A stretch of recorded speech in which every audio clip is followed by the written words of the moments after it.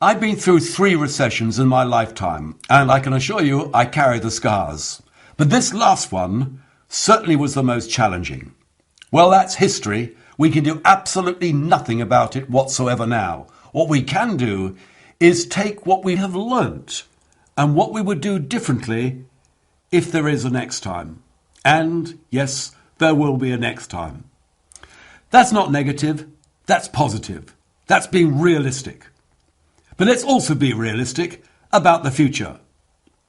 I've heard recently and seen the research that during the next 12 to 18 months, we're going to see the biggest bounce back in history in business. Now that is a challenge, and that is a real opportunity. So what are we going to do about it? How can we be part of this amazing bounce back? Well, now is the time. It's there for the taking. First of all, we must make sure that we are customer-led, but sales-driven. Customer-led means, what do our customers want? When do they want it? How do they want it? Have we really got the right product for today's marketplace? Because there are many businesses still trying to survive and sell products that they've done for years, as against standing back, looking from the outside in and saying, is our product really right for today's marketplace? What do our customers want? And then behind that, we build in an outstanding service to complement that. What are sales driven? Sales driven is an opportunity. Selling, we must make sure that our salespeople have the right skills for the next 12, 18, 24, 36 months. Are they really up to stream with the latest techniques of how to win business? Or are they still operating on out-of-date sales skills that require them to find a customer and tell them all about the product or service? No, that's out of date. Modern day selling is about asking the right questions, finding out the worries, the problems that our clients and customers have. And probably the best definition of a really good salesperson is that he or she is a solution provider. One of the great challenges that we face as we move into the future is the management of stress. Because one thing is absolutely certain, you and all our people are going to have to change the way we do things.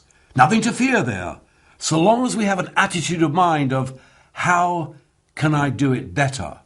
The 3 biggest causes of stress at work are, number 1, people not being able to manage their time and to prioritize. So they've never had any skill training on time management. Now, I do accept you can't manage time. What you can do is manage what we do within our time. But that's the biggest cause of stress. The second biggest cause of stress at work is people being asked to do a job and then not being trained how to do it. So what do? They worry. They worry that they might do it wrong, that they might get ticked off, they might get fired, so they try to hide that they haven't done it, then feel terribly guilty and embarrassed, and massive stress builds up, and again they're off work. And the third biggest cause of stress is very rare in the private sector, but so common in the public sector, and that is sheer work overload with only a once-a-year appraisal. And guess who has more people off sick with that as the cause? You're right, the National Health Service. So all of us, in understanding that, must take ownership and responsibility to make sure our people aren't off sick through stress that can so easily be prevented. We must make sure that we are skilling them for the challenges, for the change, for the new demands that is expected of them. We've got to invest a little bit more in our people. And one of my great passions and one of my great angers almost in business is when I hear company chairmen spouse this ridiculous phrase, and our people are our most valuable asset. And then during the recession, what do we see? First thing they got rid of was the people, and the last thing was the company cars. They say it, they don't believe it. But if our people really are our most valuable asset, How about taking a little bit more care of them? How often do you appraise your people? A good manager appraises hourly, daily, watches to see how your people or their people are doing. Yes, of course, one has the formal, official 6-monthly or yearly appraisal, and there, of course, can be very motivational exercises. But there are so many businesses just taking their people for granted and just not investing a little bit so that they can perform just a little bit more efficiently. So those are just a few of my thoughts. But if you have a conference or convention coming up shortly and you want to send your delegates away wiser and more enthusiastic, I'd love to work with you.